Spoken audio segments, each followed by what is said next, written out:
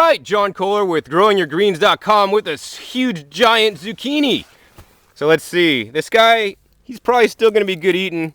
We got to pick it really soon. Here's one that's even better eating. But today on this episode, we are going to talk about hoops. So I don't mean hula hoops. I mean gardening hoops. So you can see here we have a garden hoop. And if you go to a garden center, you'll probably find hoop kits.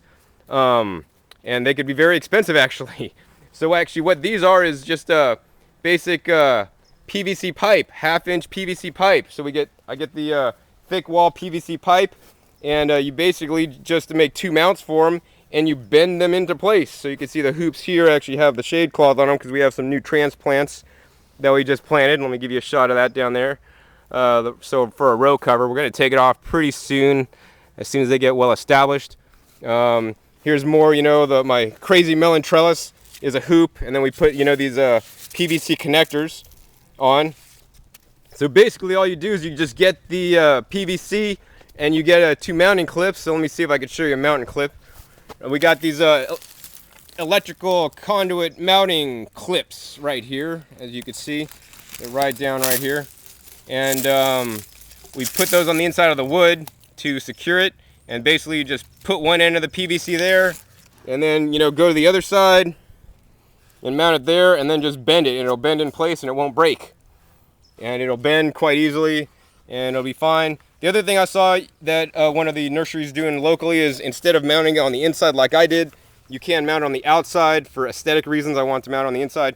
If you did mount on the outside, what you do is you'd get a big, like a larger size pole, maybe even a metal pole, and secure it to the outside of your bed on both sides, and then basically you would stick the PVC tube down into it and then bend it over and then put it into the tube that's on the other side. So that's the PVC hoops. Many things you could do with them.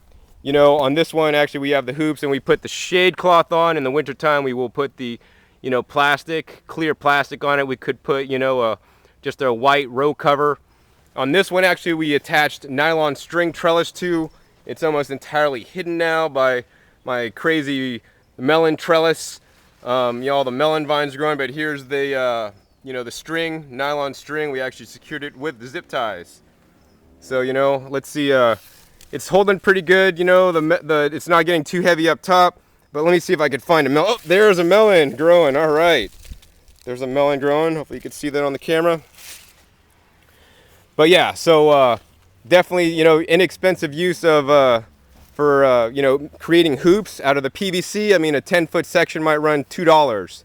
I'd recommend buying the 20-foot sections. They're usually a little bit better, deal, and they're a little bit longer. So if you need to make 3 cuts, like my PVC pipes are cut about 6 feet, 6.66 feet. So actually I got 3 pieces out of a 20-footer. But if I bought the 10-footers, I'd probably only be able to get 1 section and have 4-foot sections of scrap or leftover actually.